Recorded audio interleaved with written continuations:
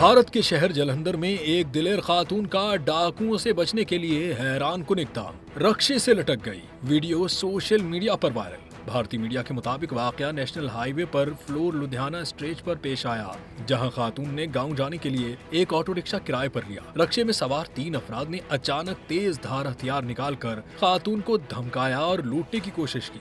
खातून ने हिम्मत दिखाते हुए रिक्शे से छलांग लगाने के बजाय उससे लटककर मदद के लिए चीखना शुरू कर दिया। राहगीरों ने आवाज सुनी तो फौरी तौर पर मुदाखलत की।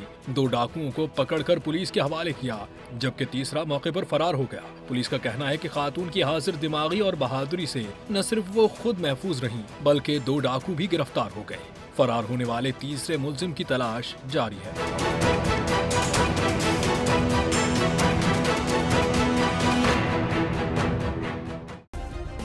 सब्सक्राइब करें और बेल दबाएं ताकि कोई खबर रह न जाए।